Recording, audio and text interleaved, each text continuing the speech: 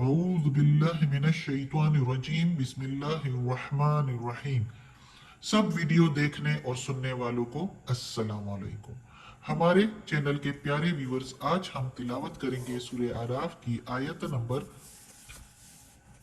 55 और 56, यानी आयत नंबर 55 एंड 56 इंशाल्लाह तिलावत करेंगे तर्जुमा के साथ और तफसीर के साथ। तो चलिए शुरू करते हैं आज का सबक, लेकिन शुरू करने से पहले चैनल को सब्सक्राइब करें और बेल नोटिफिकेशन को ऑन करें ताकि अगली वीडियो आपको आसानी से मिलती रहे, और हो सके तो शेयर भी करें ताकि ज़्यादा से ज़्यादा लोग देखें, आपको भी सवाब मिले और मुझे भी।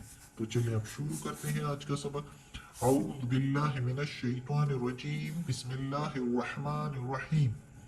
वला और नहीं, सॉरी, ये तो आयत नंबर 56 है। आयत नंबर 55 यहां से शुरू होती है। उदू उदू पुकारो, रब्बकुम तुम्हारे रब को, यानी अपने रब को, तदर्रुअन गिड़गिड़ाकर। इधर हम इसके मीनिंग लेंगे गिड़गिड़ाकर, यानी फरियाद करके, रो रो के। तदर्रुअन व खुफिया और चुपके चुपके। इन्नहु बेशक उसको ला नहीं, युहिब्बु पसंद, युहिब्बुल मुअतदीन नहीं पसंद हद से बढ़ने वाले, मुअतदीन हद से बढ़ने वाले। इन्नहु बेशक वो, इन्ना की मीनिंग बेशक और हु की मीनिंग उसको, यानी अल्लाह को।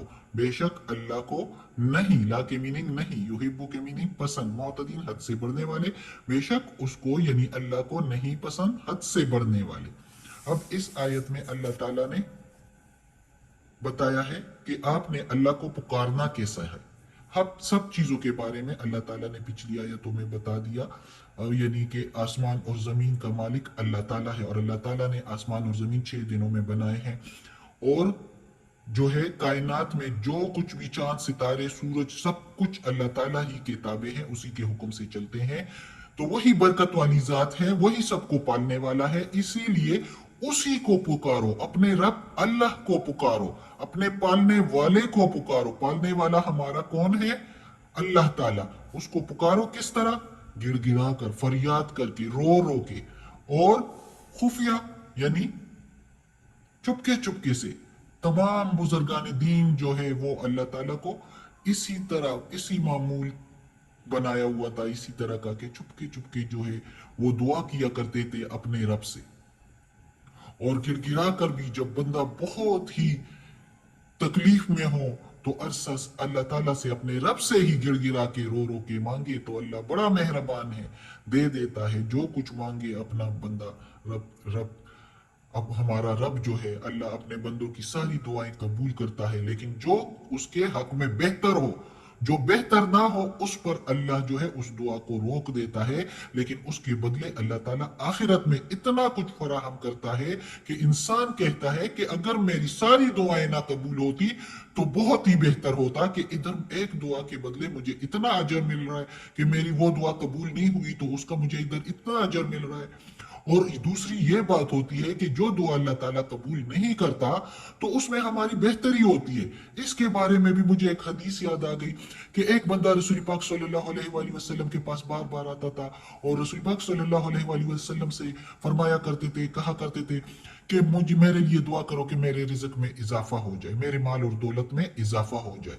तो रसूल पाक सल्लल्लाहु अलैहि वसल्लम चुप हो जाते थे, क्योंकि अल्लाह ताला की तरफ से वही थी कि इसके हक में बेहतर नहीं है माल और दौलत, इसलिए इसके लिए दुआ ना करो। पैगंबरों की दुआ तो कबूल होती है, तो वो चुप हो जाते थे।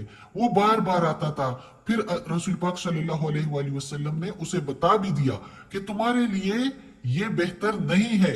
अगर माल और दौलत तुम्हारे लिए, तुम्हारे हाथ में आया तो ये तुम्हारे लिए बेहतर नहीं है, इसलिए तुम इसी पर इक्तिफा करो और ये माल और दौलत की ख्वाहिश छोड़ दो।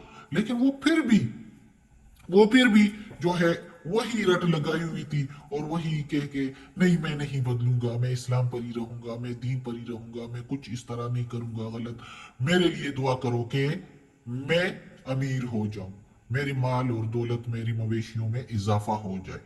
तो आखिर अल्लाह ताला ने तो बहुत تو کہا، اور رسول پاک صلی اللہ علیہ وسلم نے بھی اس بندے کو بتا دیا کہ اللہ کی طرف سے یہ تمہارے حق میں بہتر نہیں، لیکن وہ جب پھر بار بار کہہ رہا تھا تو رسول پاک صلی اللہ علیہ وسلم نے اس کے لیے دعا کر دی، اور جب اس کے لیے دعا کر لی تو وہ جو ہے اس کے مال اور مویشیوں میں اتنا اضافہ ہوا، کافی امیر ہو گیا۔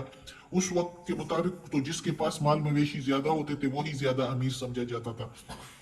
اب وہ مال مویشیاں لے کے دور کہیں چلا گیا، تو رسول پاک صلی اللہ علیہ وسلم سے کی صحبت سے بھی دور ہو گیا ایک قسم کا۔ تو جب زکوٰۃ کے دن آ گئے تو ظاہر ہے اس پر پھر زکوٰۃ بھی تھا، تو رسول پاک صلی اللہ علیہ وسلم نے زکوٰۃ، جو صحابی جو تھے وہ زکوٰۃ جمع کیا کرتے تھے، سب سے لے کر آیا کرتے تھے، اس کو بھیجا کہ جاؤ اس سے بھی زکوٰۃ لے کر آؤ۔ اس کے پاس بھیجا تو اس نے کہا کس چیز کا، یہ تو میرے مال مویشی ہے۔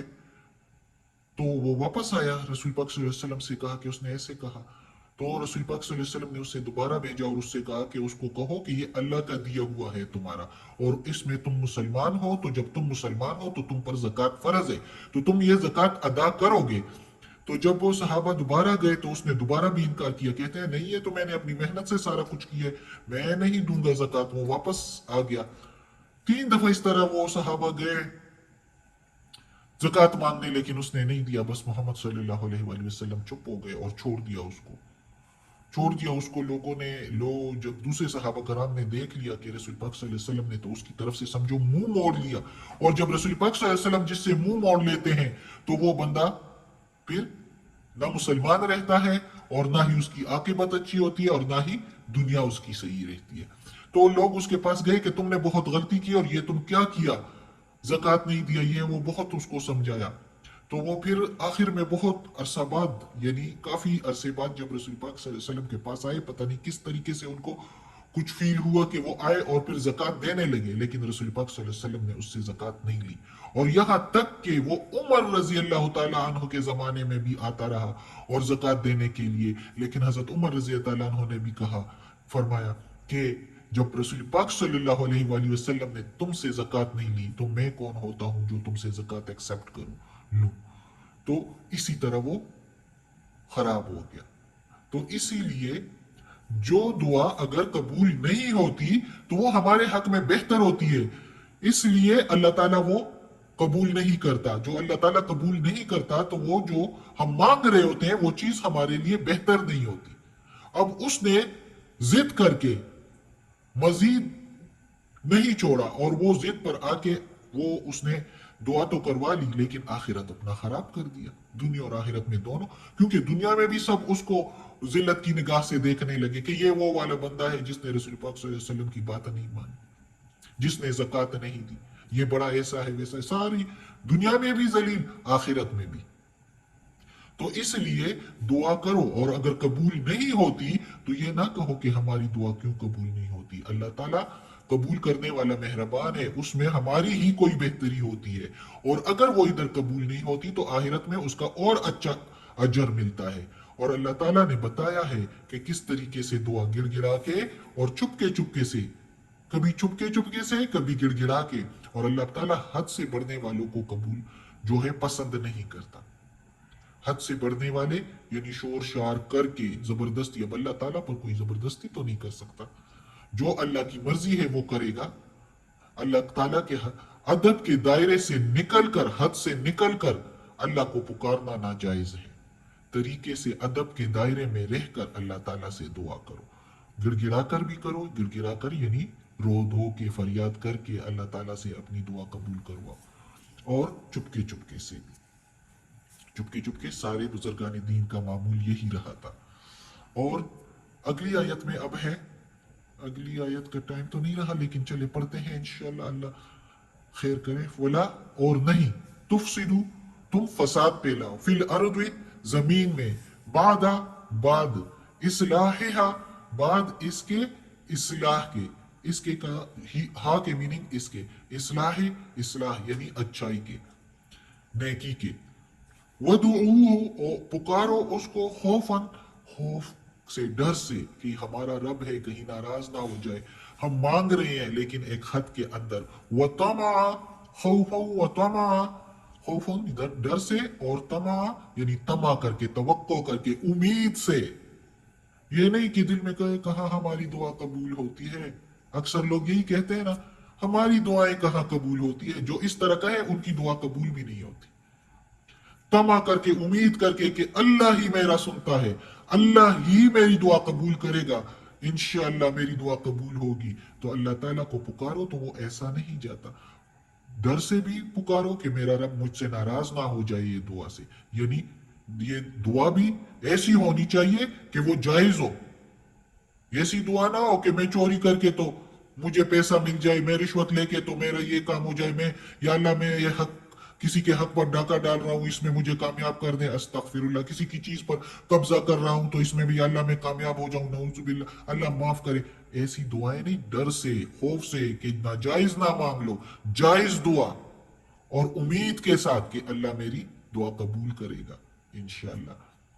तो और इधर जो इस्लाह है, यानी जमीन पर फसाद ना फैलाओ और इस्लाह करो, यानी जब तुम्हें भलाई मिल गई है, मुसलमान हो गए हो, ईमान पर हो गए हो, इस्लाम कबूल कर लिया है, तो इस इस्लाह के बाद अब तुम्हारी इस्लाह हो गई है, तो अब इसके बाद फसाद ना करो, वरना इसके बाद तुम्हें सारी खबर पहुंच गई है दीन की, और इसके बाद तुम जो है फसाद फैलाओगे तो फिर तो तुम बहुत ही खराब ठहराओगे।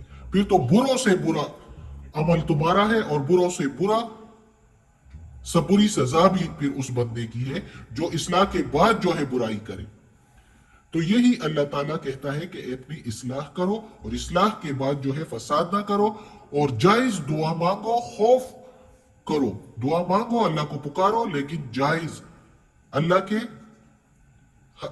अदब के अंदर और तवक्को और उम्मीद के साथ। तो बेशक अल्लाह ताला की रहमत, बेशक रहमत अल्लाह की बहुत करीब है नेकी करने वालों के साथ, जो भलाई करते हैं, जो इस्लाह करते हैं अपनी, जो बुरे कामों से अपने आप को रोकते हैं, तो उनकी करीब है अल्लाह की रहमत। बेशक अल्लाह मेहरबान है अपने नेक बंदों के लिए, इसलिए कि नेक बंदे अल्लाह ताला के फरमाबरदार है, अल्लाह ताला के अहकामात के मुताबिक चलते हैं। तो देखो, जो बंदा आपका फरमाबरदार हो तो कितना अच्छा लगता है। तो जाहिर है अल्लाह को भी अपने नेक बंदे बहुत ही पसंद है, और उसकी रहमत अपने नेक बंदों के लिए है, और जो उसके नाफरमान है तो उनके लिए उनकी रहमत नहीं है। ये तो जो दुनिया में उनको डील दी हुई है कि मैं इनको इतनी अपनी जो है नेमतें दे रहा हूं, इसके बावजूद ये लोग क्या करते हैं, और अगर फिर भी सुधरते नहीं है अल्लाह ताला की नेमतों के बावजूद भी, तो अचानक अल्लाह पकड़ लेता है, और जब पकड़ लेता है तो वो पकड़ फिर बहुत सख्त होती है। वो उस पकड़ के बाद से लेकर आखिर दोज़ख तक लेकर जाना, जो बातें हैं कुरान में हम पढ़ते चले आ रहे हैं, तो उसको सुन के तो किसी की जुर्रत ना हो कि गलत काम करें। अल्लाह हमें तौफीक दे। हम कुरान मजीद तो पढ़ते हैं, लेकिन हमें इनके तर्जुमा का पता नहीं है। जब तर्जुमा का पता चले और इसके बावजूद फिर कोई बुरा काम करे, तो वो वाले बंदे हैं जिनके दिल पर अल्लाह ने मोहर लगा दी है, और जिनके कानों में अल्लाह ने बोझ डाल दिया है, और जिनके आंखों पर भी अल्लाह ने पर्दे डाल दिए हैं। ये फिर वो लोग हो जाते हैं कि सुन के, समझ के और अमल नहीं करते। तो अल्लाह ताला ने खुद कह दिया है कि उनके दिलों पर मैंने कुफर की मोहर लगा दी है। अल्लाह हमें उन लोगों से बचाए। अल्लाह हमें तौफीक दे कि कुरान मजीद का तर्जुमा भी करें और इस पर अमल करने की भी अल्लाह हमें तौफीक दे। आमीन। सदकल्लाहुल अज़ीम। या अल्लाह या रब्बुल आलमीन या मालिक यौमिद्दीन या अला कुल्लि शैइन कदीर। या अल्लाह ये कुरान मजीद का तर्जुमा किया है तफसीर के साथ, तो इसकी तिलावत में या अल्लाह ज़ेर ज़बर पेश में, तर्जुमा में, तलफ़ुज़ में, तफसीर में कोई गलती हुई हो तो माफ़ कर देना। या अल्लाह हम इंसान बहुत कमज़ोर है, या अल्लाह तू बड़ा मेहरबान है, तू गफूर रहीम है, रहमान और रहीम है। हमें अपने नेक बंदों में शामिल कर दे, नेकी की हिदायत दे, बदी से बुराई से बचा। या अल्लाह आफियत वाले मामला दे, हमारी बीमारियां, तकालीफ, परेशानियां और बुराइयां हमसे दूर कर दे। आमीन सुम्मा